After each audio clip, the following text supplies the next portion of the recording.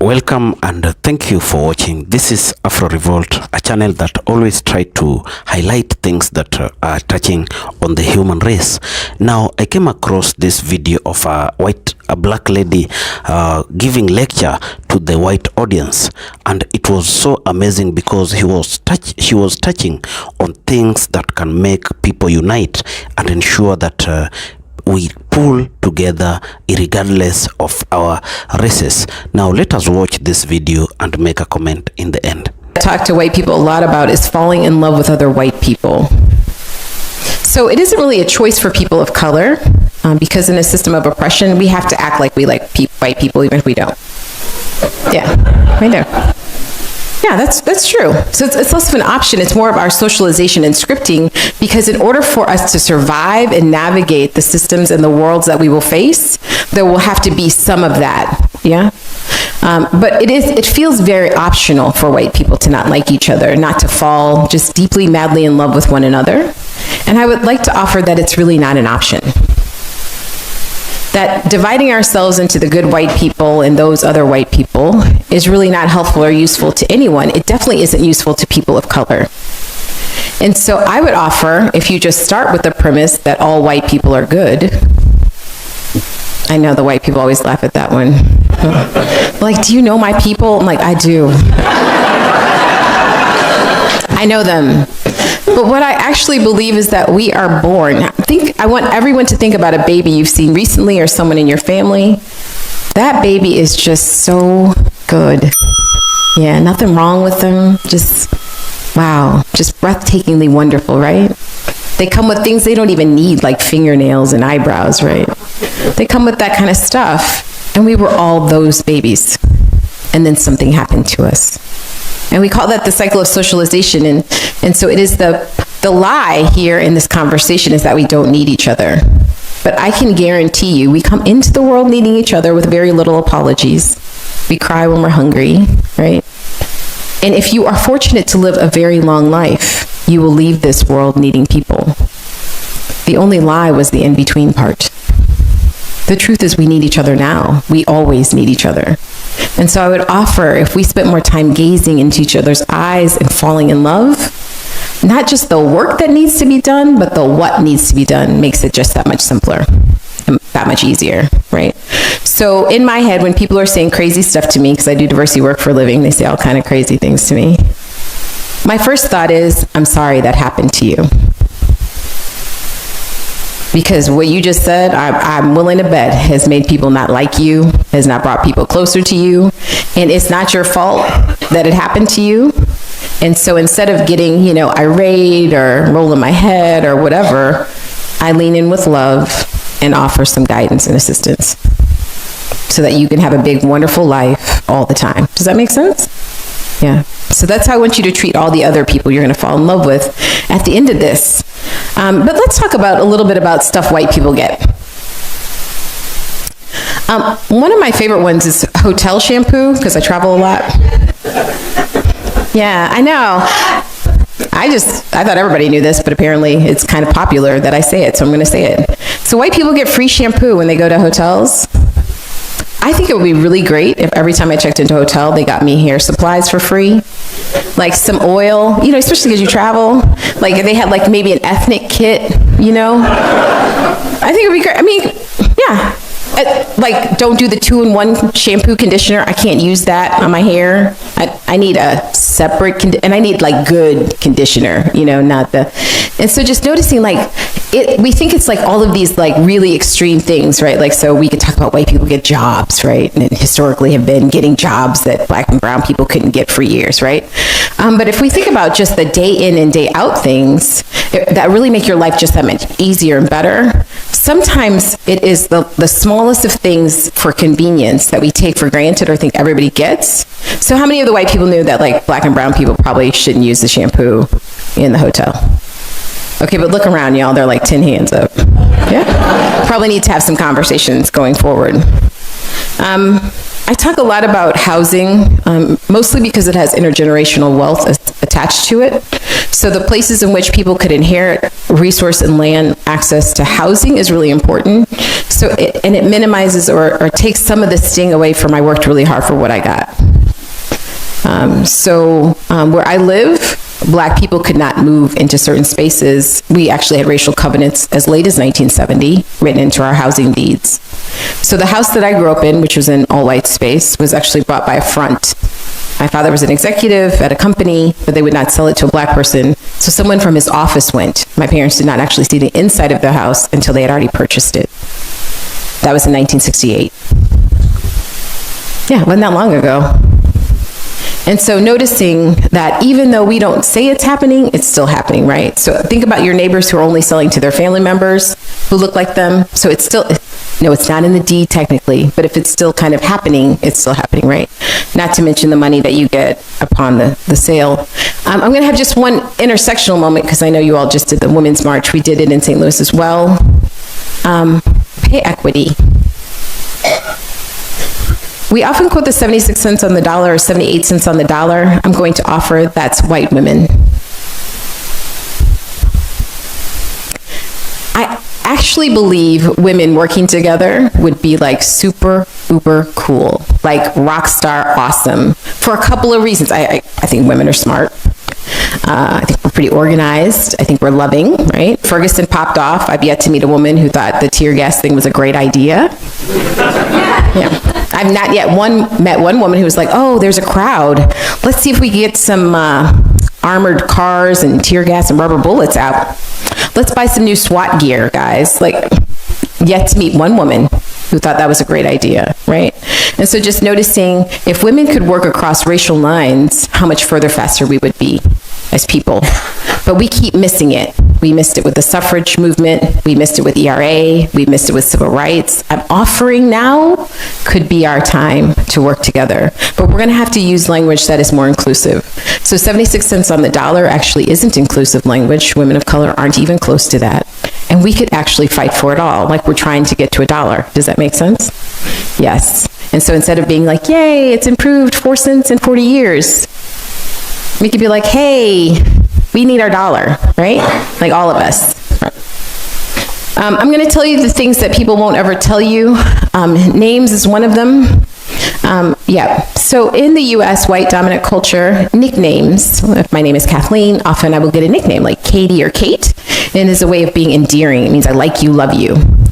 That rule doesn't actually translate across racial lines, though. So if my name is Shinkashay and you call me Shay, not only have you disrespected me, you've disrespected my mother. Mm-hmm. We have nicknames too, they just often don't go with our name. Like my Uncle Pete's real name is William and he's married to my Aunt Jean, whose real name is Martha.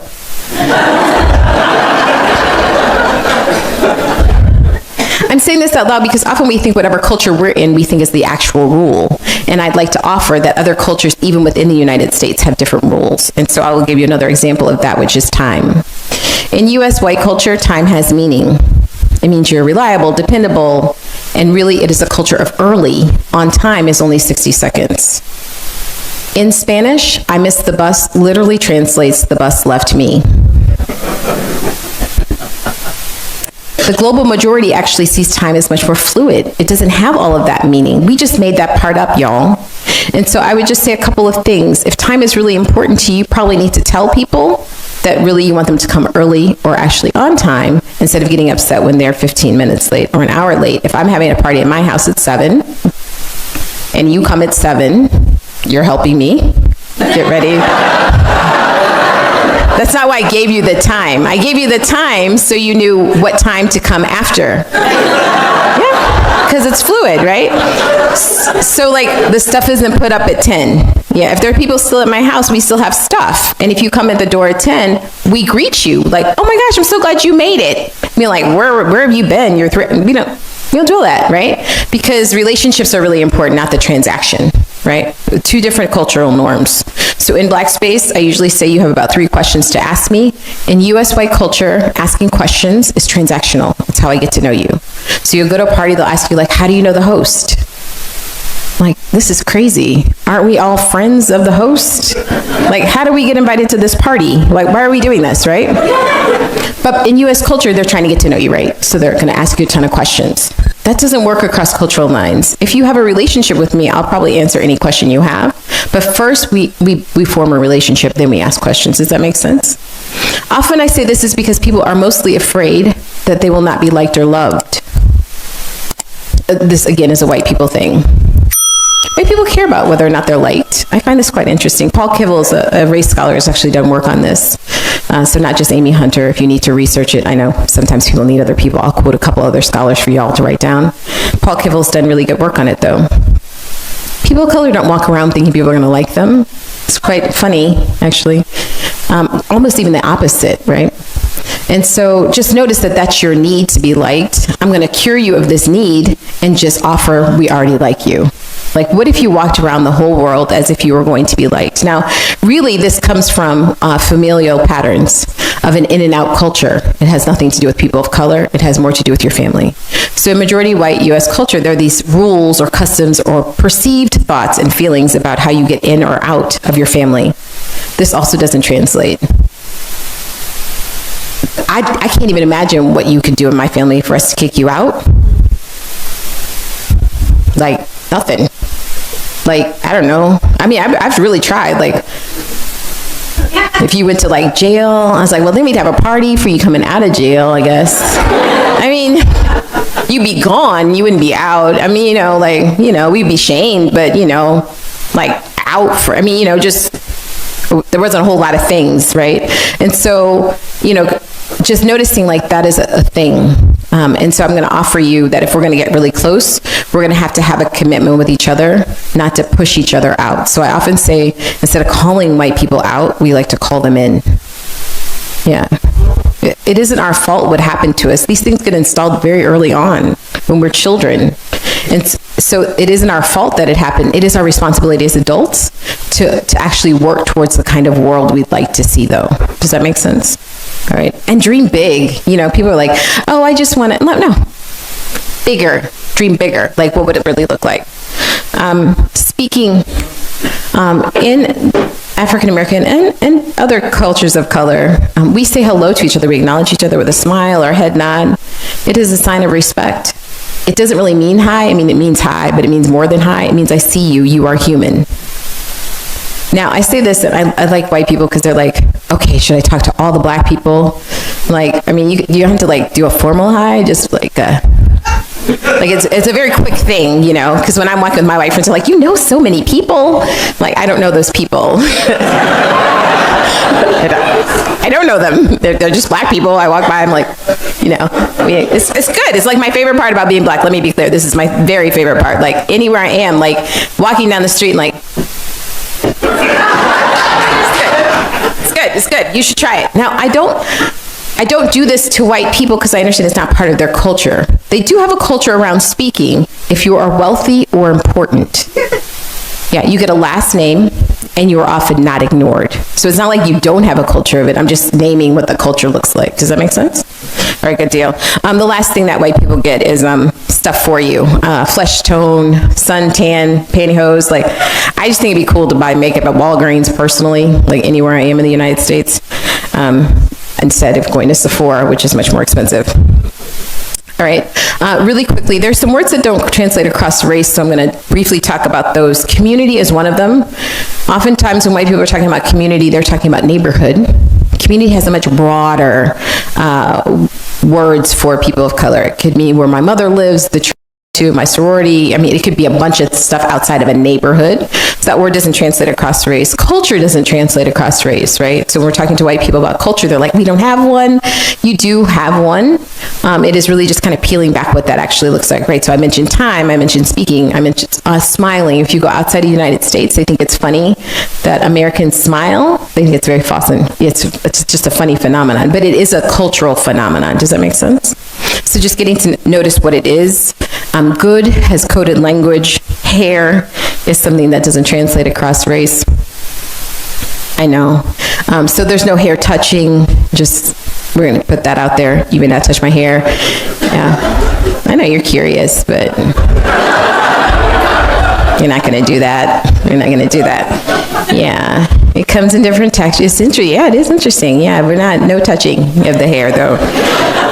The other part is about hair combing. So part of the conversation that we have privately but don't have publicly is if you have children of mixed heritage or African American heritage and you are not combing their hair, it's not kept, there is a perception that you are not loving them. So it's not just about the kind of hair you have, it's that love looks like I sat this daughter in between my legs. We had this beautiful conversation about how wonderful she was as I was trying to get that part exactly straight for my people.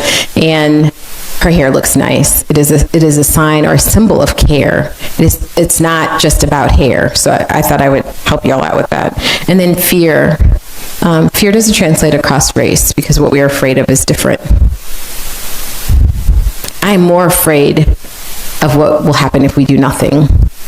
It is why I was active in Ferguson. I had nothing to lose. I wasn't afraid of being tear gassed. I wasn't even afraid of being killed. What I was afraid of is getting a phone call that my son had been the next one. That's what I was afraid of. And so just understanding what fear looks like. And then the last one is love.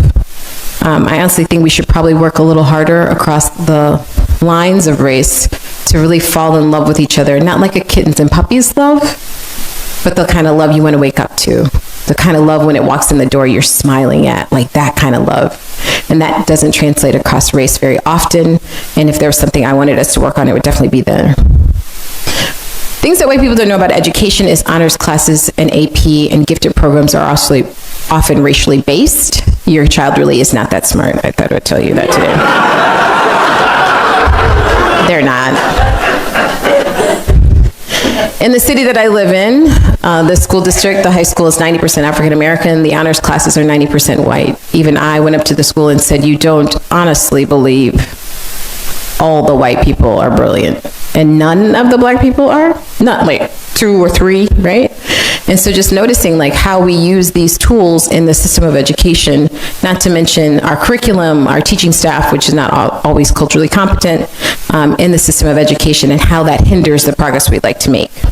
Zoe Burkholder is a race scholar that talks about the use of the white box and how we implemented it in the system of education here in the United States to groom white children and how to check the box. So prior to the box of white, there were ethnicities that came under that box. When we started talking about land distribution and things that you would get because of your identification around race, the box was created and we used the system of education. Margaret Mead was one of the scholars that worked on colorblind rhetoric, which we're still fighting today. She apologized many years later, but it's up there. Does that make sense? So noticing race in schools is really, really important, and who is represented and who has citizenship statuses. My latest and greatest new job has been in healthcare. I talk a lot about trauma-informed care with a racialized perspective. I've said publicly, and I will say today, trauma-informed care has become the newest pimp on poverty. I've seen it's now replacing character education. We cannot talk about why children of color are traumatized without talking about the systems that are leading to the trauma, or how the system of education in particular might not only be triggering, but re-traumatizing children.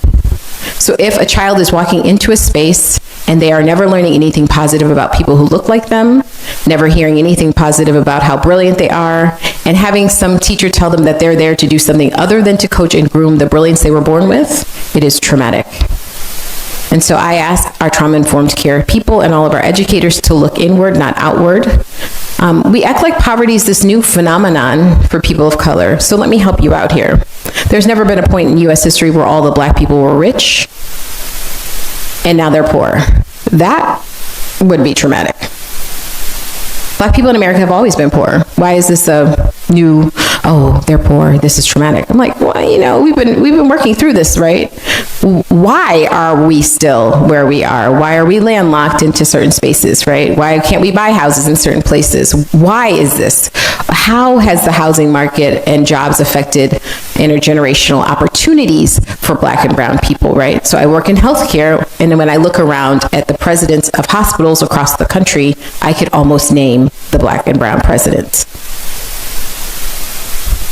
We know that employment drives down crime. This is not something that's magical. It is something that is proven. And so if we are truly trying to get people out of poverty, employment would be one of the ways that we do that. Does that make sense? That means that all kids are going to have to be able to take their books home, that one-to-one should be normal language that we are using going forward, that we make it happen. In St. Louis, where I am from, out of the 25 top zip codes, we have 3. This is not about money. We know how to do good schools.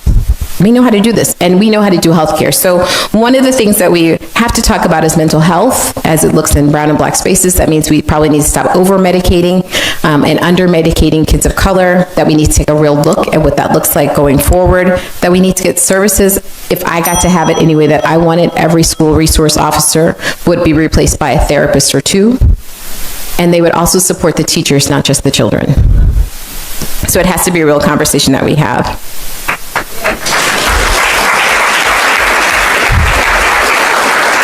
The last thing I will say is about law enforcement. So I've said this before, and I will say it actually in the next session. Law enforcement cannot be property managers. They cannot just be moving people's bodies and limiting people's freedoms from going in spaces and places. They have to actually be people that protect and serve. I mentioned that my activism in Ferguson led me to do a lot of things. One was to actually get tear gas several times, which I don't recommend necessarily, but it was the what. And so 3 days after Michael Brown was killed in St. Louis, I was asked to speak in front of a church, kind of like this church, just with more black people, and that was funny. And I know, I'm just funny by nature, I hate to tell you.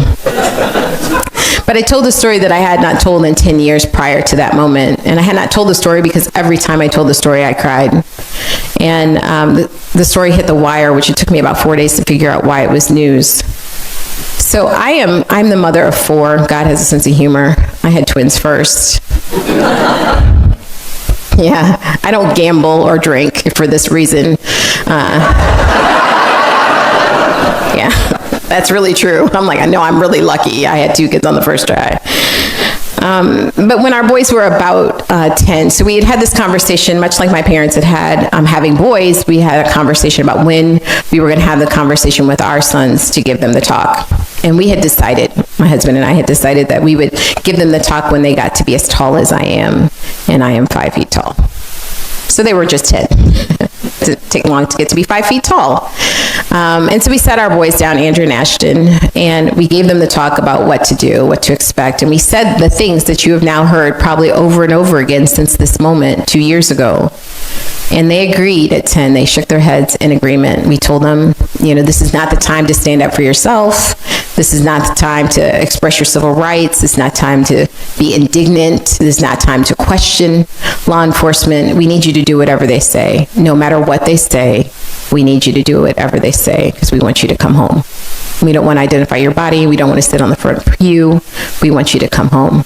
We will handle whatever happens after that as long as you can get to us. And so at the age of 12, my son Ashton was stopped by the police. He had been dropped off in a neighborhood. We live in a college town where there's shops and stores. In the middle of the day, beautiful day, and his friends were drinking. And so he decided to leave his friends and walk home, maybe a mile away from there. And on his way home, he was stopped by the police at the age of 12. And so he came home and he was flustered. He'd remembered what we said, but he was flustered. And so he starts asking me questions. He said, I don't understand. Like, I'm wearing Sperry topsiders and khakis and a polo shirt. It's tucked in. I have my belt on. Because in his mind, as long as he looked a certain way, what we told him was going to happen wouldn't happen.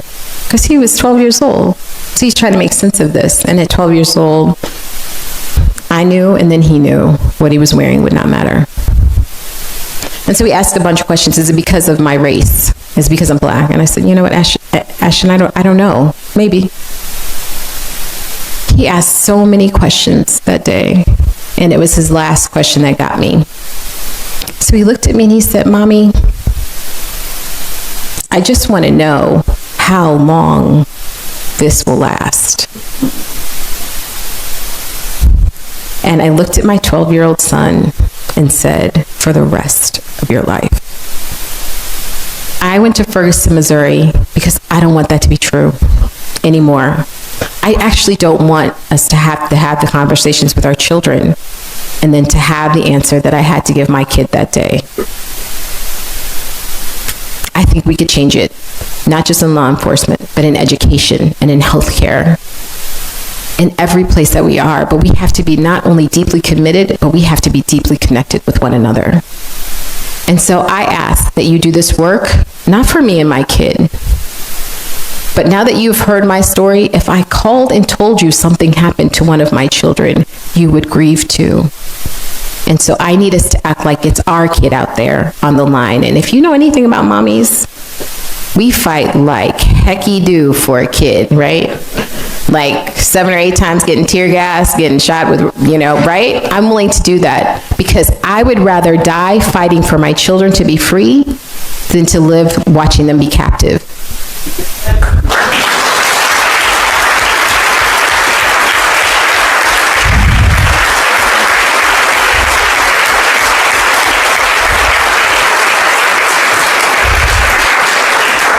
So I often use a word that's called fictive kinship. It just means that we're related to each other. So Black people do this all the time. White people do it too. It just looks different.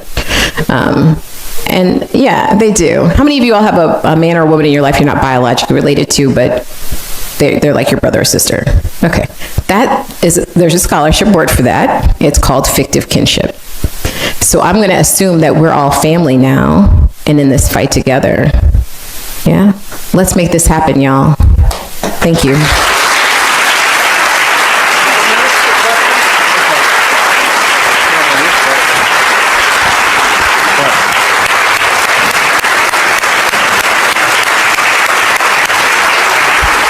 We actually have a couple minutes for questions. Go, Valerie. Valerie's right there. Good morning. Thank you so much for being here and for speaking truth.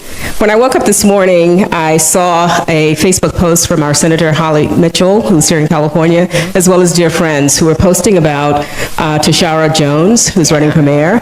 And I'd like to know what we on this side of the country might be paying attention to in regards to her editorial piece, which I thought was quite provocative. Yeah, so Tashara Jones, sorry, local politics for a second. Tashara Jones is in St. Louis. She's running for mayor. She's an African-American woman. She would be our first African-American woman mayor. She is the most qualified candidate out of all of the other candidates. But the men have been coming for her quite heavily. You can imagine in a sexist society, anytime she stands up for herself, she's labeled. And so writing her editorial piece was actually not just smart, but brilliant way to get her voice out there. Our platforms have been largely on crime. So if you hear her opponents, they're talking about reducing crime and being tough on crime, which of course has played really well in the US. My favorite part about who she is and what she's done for our city so far is that as our treasurer, she's opened a savings account for every child in our public school system. That's pretty cool. Yeah, she's using the parking meter surplus. So, like when you get a ticket. I mean, I pay my tickets with dignity now, right? I'm like, well, it's $15, but it's going to college, right? And so I think we need, thoughtful leaders that are thinking about really creative ways to get to where we really want to go and not just pandering kind of for their own popularity. So she's a kid of a politician, but she definitely should win. I'm on her team. I'm canvassing for her. I gave her some of my money, so I'm definitely on her team. But I think it is going to take those not just brave voices, but really strong voices to make a difference. And strategy-wise, I think that's the other part I really appreciate it. It's not like I hope this happens. It's like, no, let's really figure out a way to make this happen. Where's the research that says kids that have even $5 in a savings account are more likely to go to college than kids without? And so for her to set that up for literally thousands of children, not only increases our employment opportunities, but the people we can hire, in years to come, but we get to be a smarter, better community. So if there's, donate. She needs money. Lyda Cruz, the white woman who's running against her, has lots and lots of money. She lives in a very affluent part of town. She has her 4 black friends that are all in her commercial. And yeah, but you can imagine, the men are little, politics are still very male dominated. So they're having a bit more of an ease kind of even navigating. They've targeted her on her gender, who she's dating. I mean, anything you can think of, she's had to do it. So if you can get behind a candidate and donate to her, I would strongly recommend it. Her name's Tashara Jones, and she's amazing. Go ahead. Thank you. Hi. When you were talking about family, it brought up a lot for me because you focus so much on connection. And I'm just wondering, so families are not perfect institutions, and I'm reading a book right now, and it's from a feminist perspective, that essentially classism, racism, all of these things are actually family-based systems where you have a loyalty to the people in this community, and if you're in a system of power, then that means that your loyalty is to those people at the exclusion of others, and you maintain your power that way. And I'm wondering what it means for you to have a community or a connection that, like, we can say in this room that we're all family, but like we actually, I mean, staring into someone's eyes is different from hearing what they have to say.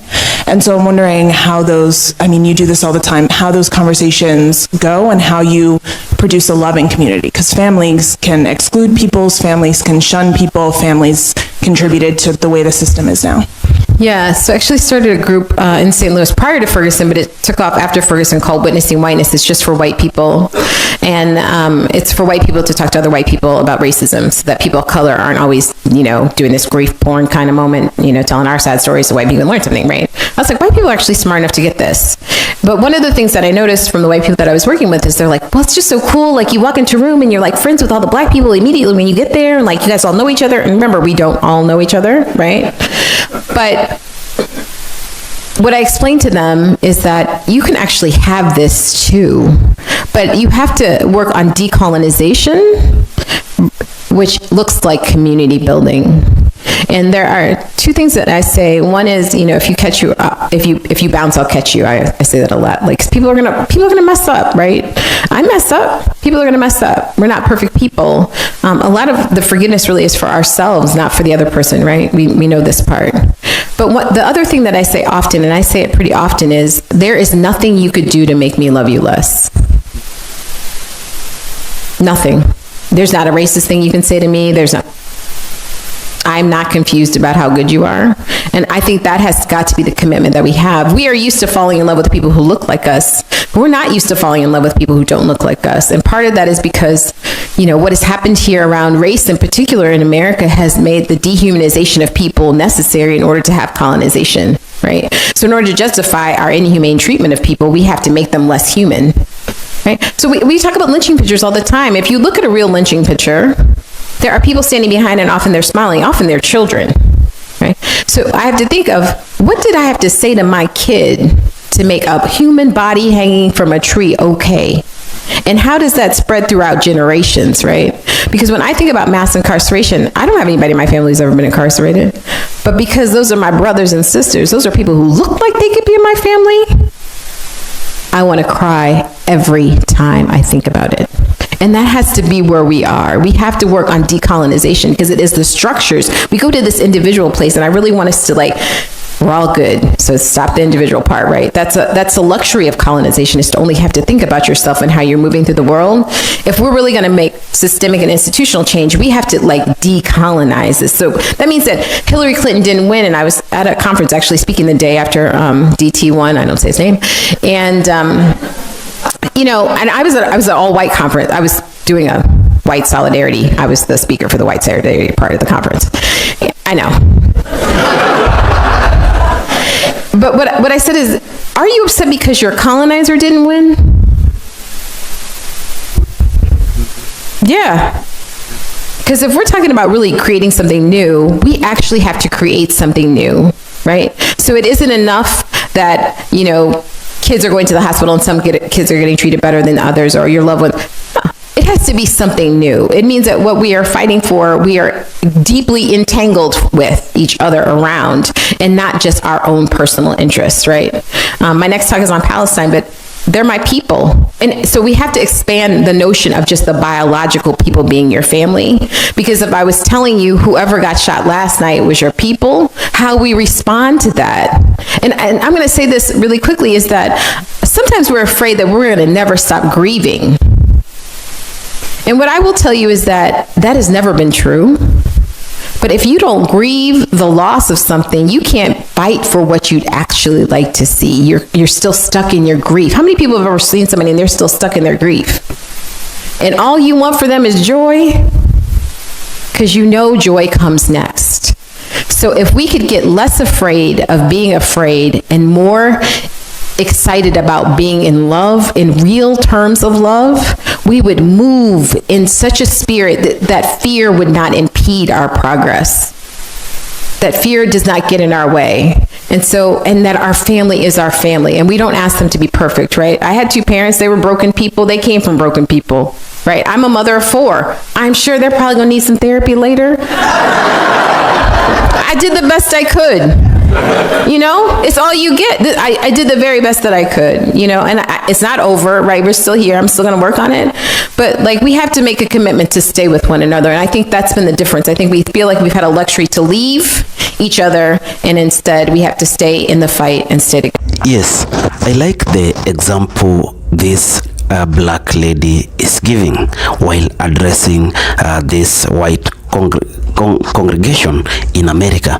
In fact, she gives an example of a young kid who is born with no knowledge of how the world looks like, no knowledge of how people are divided, or rather no know-how of the differences that exist due to the skin color. Whether he or she is black or white, he comes or she comes to the world knowing that he is a human being who is breathing and is meant to live with dignity and human standards that meets that dignity. So when his or she starts living, he gets along with the influence from environmental factors and systemic racism that has been inbuilt in people across America and even other parts of the globe. That is what is happening. You know, when people are born, they never know about anything to do with racism, but they come to learn that there is a difference due to the manner they see people are being treated. For instance, if you are Black American, you'll find that there are institutions that are not meant for the blacks, and only whites have access to certain amenities or social amenities that are helpful and are of good standards, while the blacks still languish in poverty and are not able to get quality healthcare, quality education. So that is what the society must fight to end, because we need an environment where people live together and no one is superior than another. I also drew a point whereby he's wooing women to become part of this great conversation. Women are very convincing and can drive different agendas that are transforming the world. So she's saying that our fellow women, can you wake up and make us know and give direction to the whole world? Because a mother is the mother of a human being. He knows what it feels when someone is being mistreated. Now, I want you to share your thoughts in the comment section, because I don't want to talk much on this video. It is about end of racism. Racism is what we are trying to fight, and we are trying to achieve an environment that would be much conducive for everyone. So share your thoughts, and also if you're watching us for the first time, kindly consider subscribing. Now also like and share this video. Thank you, and may the good Lord bless you.